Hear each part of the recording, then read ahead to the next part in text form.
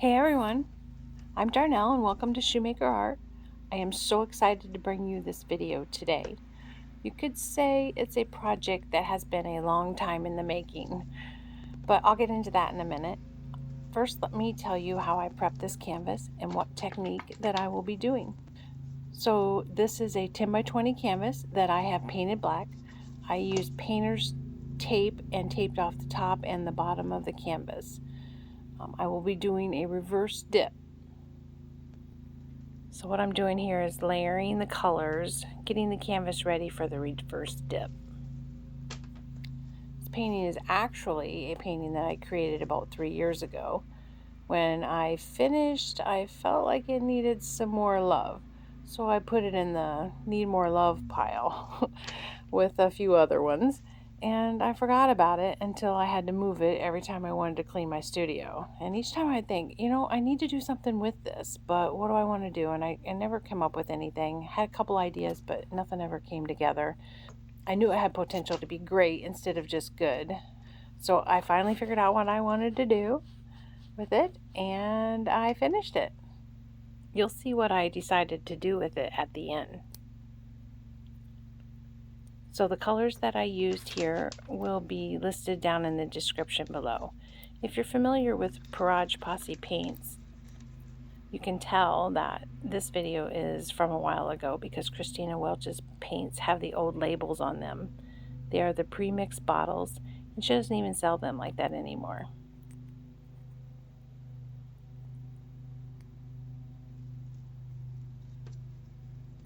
I tried this originally on a flower pot and loved the results. If you haven't seen that, it's video number 17. I'll try to put the link up here. So I wanted to try it on a canvas.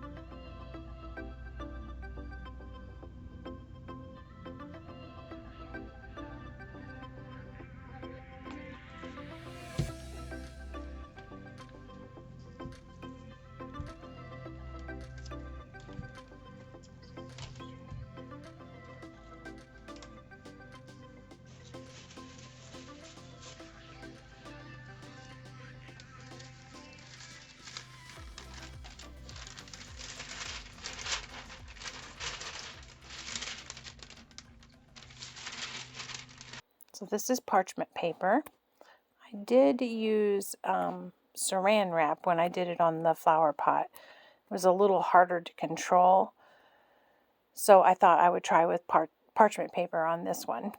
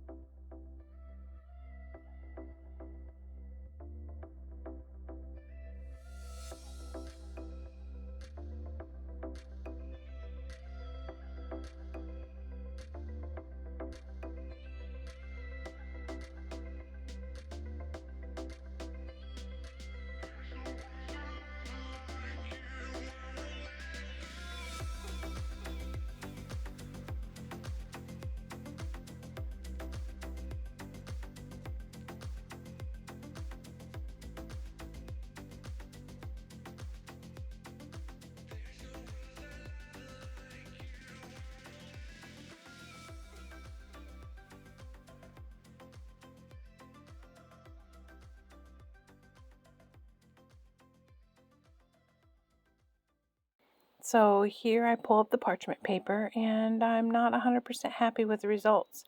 There's not a lot of detail. I like the feather look, but I decide that I'm going to tilt. Now there isn't much paint left on this canvas, so I probably should have stopped right here, but I didn't. And therefore I did get a few of the dreaded zigzags, but I still thought this would make a neat background, and it kind of reminded me of the Northern Lights, so I kept it.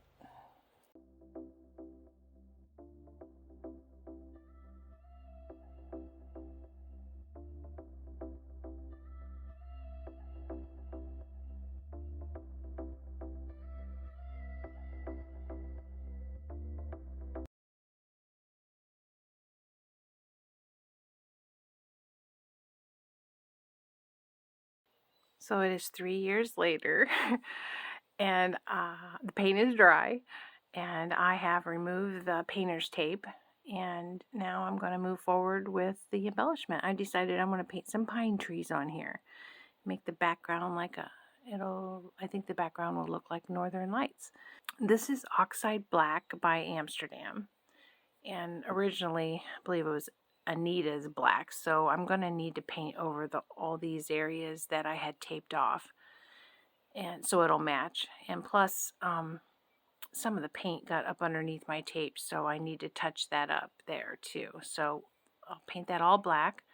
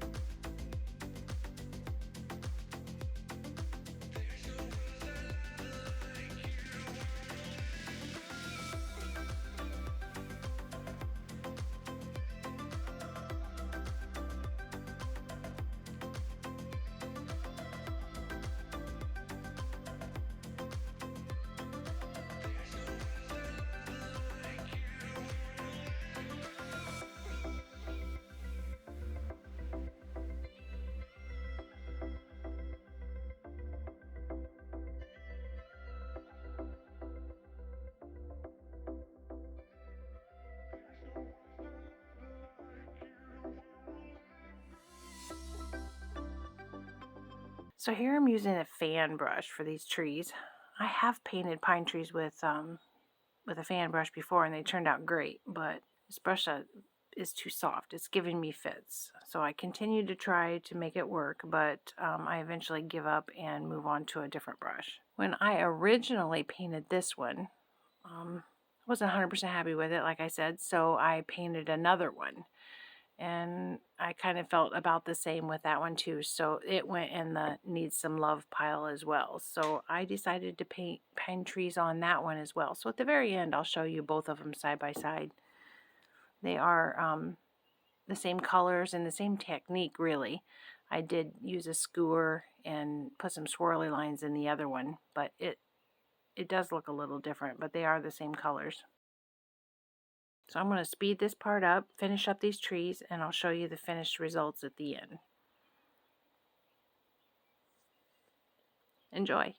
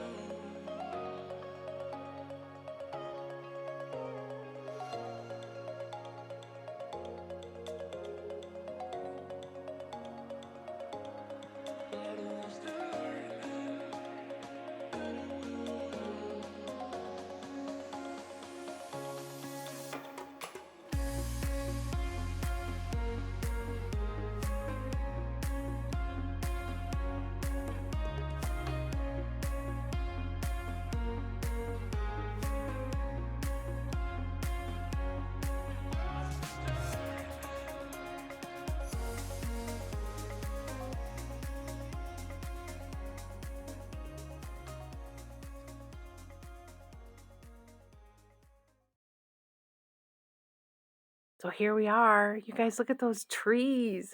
Couldn't be more happy with how this turned out. How they both turned out, actually. The skies look so mystical. I'm so happy that I took the time to finish both of them.